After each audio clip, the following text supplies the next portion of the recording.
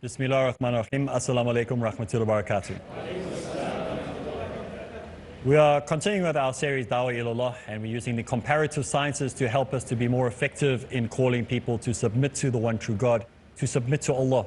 In the series we've covered a lot of different topics in a lot of different areas, from science to a little bit of maths. We've dealt with belief systems, we've looked at atheists, agnostics, goths. We've dealt with a lot of different topics. Now we're looking at some of the issues that people will raise when they're talking to you about Islam, and maybe some of the accusations that people will make. And last time we were together, we spoke about how Islam protects the rights of animals, or how humans are to be responsible towards animals, and how animals have a responsibility towards us. And the whole of Islam is basically summed up in two words. What is your intention? Intention number one. And second is your responsibility. So intention and responsibility make Islam easy to follow. One of the things that I found very interesting when I went on Hajj was many people said to me, before you go on Hajj, because it was my first time I went, when I went there, they said to me, you are going to be overwhelmed at what you see. And so I went there expecting to be overwhelmed. And the things that everyone told me that were going to overwhelm me were not the things that overwhelmed me. It was the things that nobody told me about that overwhelmed me.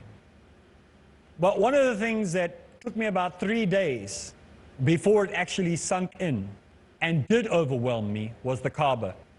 The first day when I saw it, I went, I'm supposed to be feeling something, but I'm not feeling it. And the second day when I saw it, I thought, what is wrong with me? Why am I not feeling what everybody's telling me? Am I not that good enough? I'm not good enough. Is there something missing in my life? And on the third day, when we actually started going around, then I suddenly realized something. I looked at that door, the door to the Kaaba, that big gold door that they put there. And then it hit me.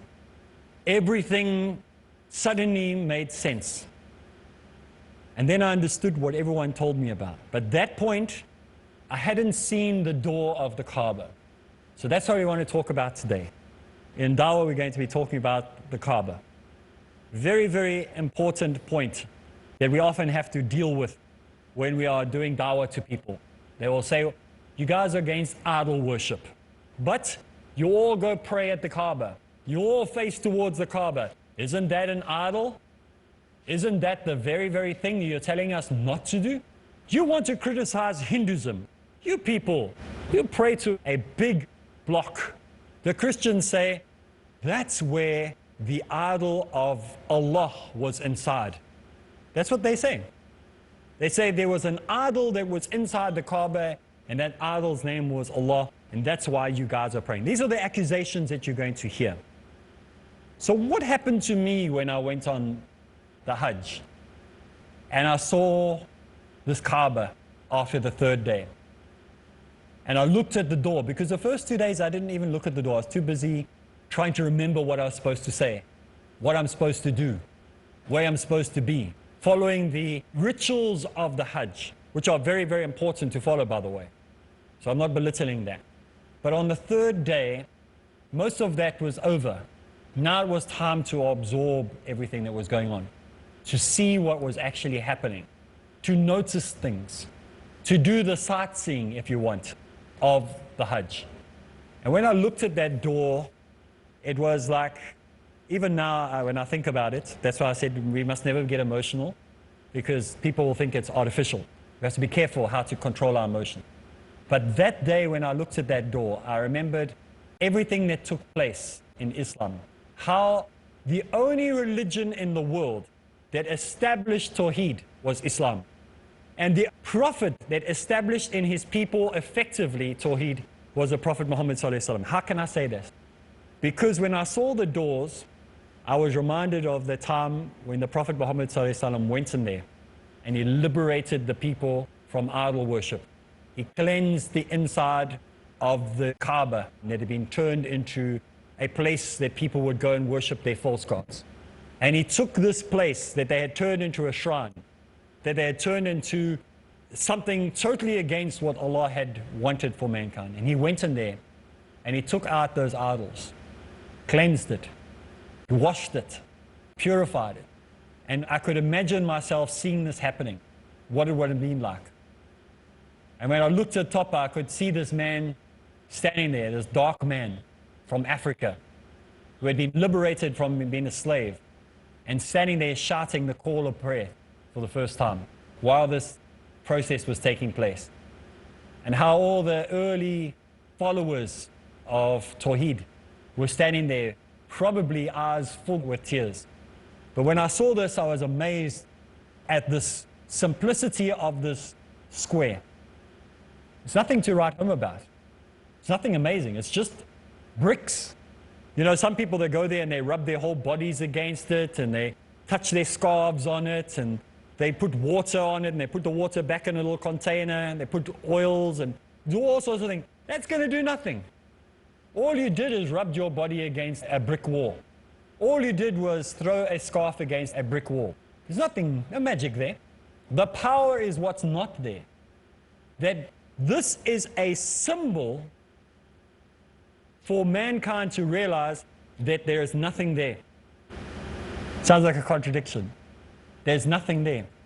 It is a place where we realize that Tawheed has been established in the heart of man, that God is not in his creation. He doesn't live on earth as a man.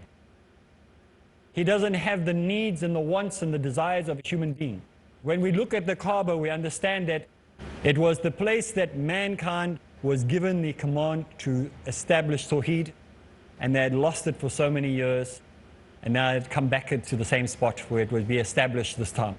And now the accusation that Christians say that there was an idol inside the Kaaba, and this idol was named Allah. So what? What does that prove? Because there's no evidence for such a statement. I mean, they named every other god and put it in there. There would have been Baal. For sure there would have been a Baal in there, because it was a popular god at the time. So if the true God was worshipped by true followers, it only stands to sense that somebody who distorted the facts of the true God would have had an idol by that name there. Just assuming. With no evidence for what we're saying. But that doesn't make it not true that there is one Allah. That just means somebody came along and changed it. Just like we find today, even though Islam is very, very clear, there is no doubt about this, that you are not allowed to go through any other medium other than Allah himself. Still doesn't prevent Muslims from doing it. Still Muslims do it. Muslims are using other things, trying to add magic charms and good luck things to try and make their way to God and breaking their Tawheed. They still do it. So now you can't say the whole of Islam is bad because some of those people do that. No. It's a couple of misguided people. Just like there were a couple of misguided people that may have had an idol there. So that's not a proof or an evidence. What is important is that the Prophet Muhammad ﷺ and his early followers, those early holders to the truth, cleansed it. And they got rid of it. And they re-established Tawheed on planet Earth. The best news, the greatest news ever. The most important event in the history of mankind is when Tawheed was established at the Kaaba that day. We need to take a break. When we get back from the break, we'll continue, inshallah. Bismillah ar-Rahman ar-Rahim. Assalamu alaikum wa rahmatullahi wa barakatuh. So we're talking about the Kaaba and what happened there. When we go around the Kaaba, we re-establish on this planet Tawheed. There is nothing to worship in the Kaaba or at the Kaaba. The only benefit of this wonderful structure is for us to focus our attention. And this is the miracle of miracles for me as well. When we look at what happens when Muslims pray. If this is the Kaaba, there is Africa, there is India, there is America, there is wherever, all the different countries in the world, all facing to one point. And you can imagine that over here in Mumbai, they're calling to prayer. And as they get to the second line in the call, Kolkata starts calling. And when they finish, we find China starts. And when they finish, we find the next one starts. So the whole way around the world, continuously, there's this ripple effect of calling to submission all the time. Somebody in some state of prayer somewhere, all the way facing to this one point. It's a spiritual wave going the whole way around the world. How we are submitting to God. Somewhere in the world, no matter how far away we move from wanting to submit to God, there are still some faithfuls, the remnants of truthfulness. We're establishing Tawheed even to this day. So the Kaaba is not a place of idol worship. It's a place of destruction of idol worship. The accusations that are made against it are unfounded.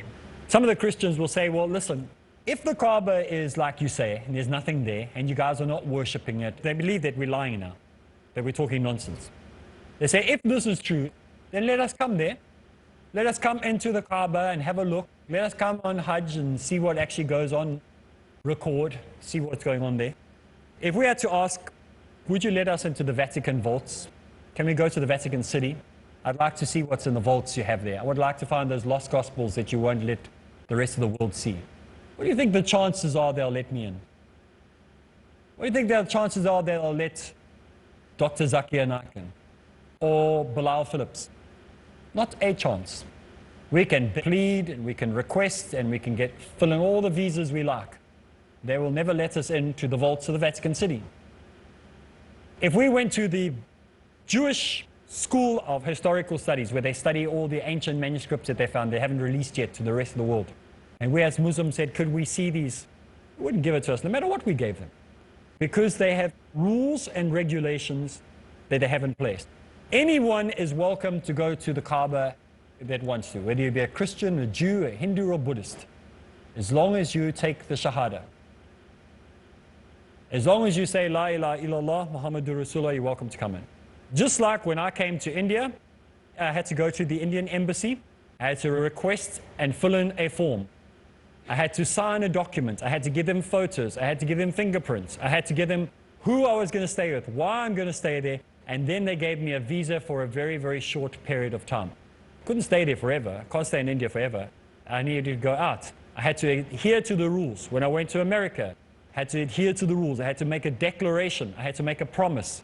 When I went into America, written there, as you walk in, as you get to the visa control, it says the declaration or the constitution of a visitor. And the constitution of a visitor says, I pledge allegiance to not do this, to do this, to obey that. Whole list.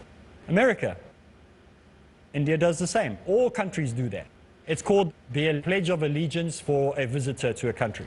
Other than your visa, visa is one side, but there's another part of it, which is your Pledge of Allegiance.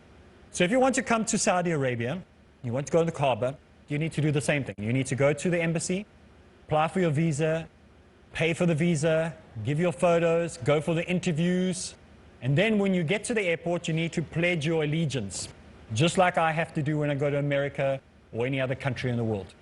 If you do that, you're welcome to go to the Kaaba. That's the only thing that's stopping you. Visa, Pledge of Allegiance. And our Pledge of Allegiance is La ilaha illallah Muhammadur Rasulullah. So it's very simple. You can go and check it out yourself. One of the things that you will find when you get there is that there is just a simple brick building. There's no supernatural things happening there. The supernatural thing that happens at the Kaaba is that people realize that Tawheed was established. That's the supernatural thing. And the supernatural thing is that you change. You walk away transformed. If you went with the right intention. If you went there as a tourist for a holiday, or you went there to keep your family happy, or you went there because you were forced by your parents, then nothing will happen. And you'll come back probably worse than when you went. But if you went there with the right intention, and you go there to seek truth, and you go there to transform yourself, you'll come back better or the same, not worse. One of the scariest things, one of the most scariest things that I was worried about when I came back is that I would be the same or worse after coming back. Why was I scared of being worse or the same? Because when you go on Hajj, there is somebody who is very, very upset. And it's not the enemies of Islam, by the way. It's not the people who are not Muslims. It's Shaitan. Why is he upset? Anybody have an idea why he's so upset? Pass the microphone to the back. Assalamu alaikum, Shaykh. Alaikum salam. It is because when a Muslim goes for Hajj, after he's done with his Hajj, Allah subhanahu wa ta'ala forgives all his sins and he's purified. and rejuvenated. It's like a newborn baby. So I think shaitan dislikes that very much. So could you imagine, you go on Hajj, if your intention is right. This is if you have gone with the right intent. If you're just going there to up, down, kiss the ground, I just want to do the tourist thing and get it over with, it's worth nothing. If you didn't perform your Hajj correctly, nothing happened. You just wasted a few days. If you went there and you followed what you're supposed to do without any innovations, without adding things that you're not supposed to do, then it will be accepted from you and there'll be a transformation in your life because you are forgiven all your wrong deeds and you stand clean. What do you think Shaitan's going to do when you leave? He is going to do his most to make sure that he catches up with what you've lost out on. He's going to say, this is unfair, and he's going to do everything he can to attack you to make sure that you get all those bad deeds back on again as fast as possible. That's why on a Hajj it is so difficult. This is why you battle and battle and battle and battle. Hajj is no walk in the park. It is tough. You have to concentrate and you go, I'm not listening to anybody. I'm not going to talk to anybody because what happens? If you go on Hajj, everybody's a mufti. Isn't it? Those of you and me on Hajj will know what I'm talking about. If you're supposed to go and pelt the pillars, what do people say? Oh no, it's literally the devil you're pelting. Another one says, no, no, it's not. Another one says, yes, you must take 50 stones. This one says 72 stones. This one says 7 stones. This one says you must do it 5 times. This one says you must do it 3 times. Everybody's a mufti. This is why before you go on Hajj, you need to find out from the people who know how to do the Hajj properly. Contact the Saudi embassy where you live. Ask them for a disc, a DVD. You don't even have to read a book. It's in your language. It's available in your language. I'll give it to you for free. How to do your Hajj correctly, without innovation, without all the added extra masala and spices on the side. And if you do it, then your Hajj will be accepted. And then when it is accepted, what happens? Shaitan is very upset. And so the whole way through Hajj, you'll find hundreds of distractions. There's no protection from being distracted. Shaitan is doing everything he can. If he gets this right, he's going to get his sins removed. I'm going to do everything I can. I will send his best friend. I will send a scholar. I will send anyone to distract him from doing what he's supposed to be doing. That's why you need to prepare before you go on Hajj. When you go on Hajj, you go, la, la, la, la, la, I don't want to hear, I don't want to hear. You don't listen to anybody. If you don't know before you went, it's too late to figure it out on the way. You need to have got the DVD, you need to have got the book, you need to have studied it before you go. When you get there, Shaitan is going to use every single tool that he's ever had in his toolbox to distract you from doing at least one of the things right. He'll distract you with everything if possible. But he's going to try and at least get you to fail on one so that nothing is accepted from your Hajj. So make sure you follow it to the letter. You haven't got time to go do sightseeing, visit libraries that are not part of the Hajj, go do shopping. You do what is required for your Umrah and your Hajj. Get it done properly. Then, once that is done, the battle is not over. Because when you come back, he is going to attack you even more. Because now he needs to get his account back up again. So do not expect that when you come back from Hajj, sometimes we expect to be little saints after we come back from Hajj. We think we're going to be perfect, everything's going to be great. It's not like that. Everything becomes a mission. It becomes difficult to wake up for Fajr. It becomes difficult to pray 5 times a day. It becomes difficult to eat properly.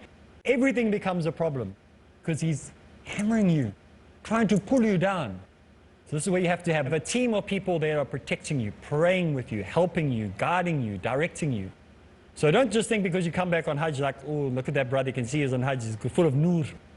That's not nur, that's pride. So make sure that you come back and you submit to Allah even more than you ever did before. This is the time to cry and beg. You've got those extra days are given there for a reason. Those days after Hajj are being given to you for a reason. Because then Allah knew that this is going to be the toughest month lying ahead of you. So get the most out of your Hajj. And remember that the Kaaba, when we explain it to people, explain all these things so they have an understanding that it's not an idol, that there's no, things inside there that we're praying to. That we're praying to Allah, not to the brickwork. That's all the time we have for this week, so make sure you join us again, same place, same time. So for me, Areeb Islam, Assalamu alaikum wa rahmatullahi wa barakatuh.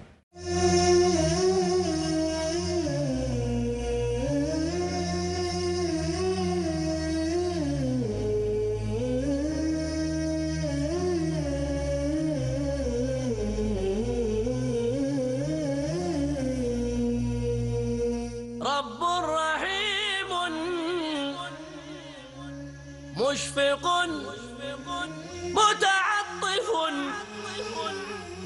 لا ينتهي بالحصر ما أعطاه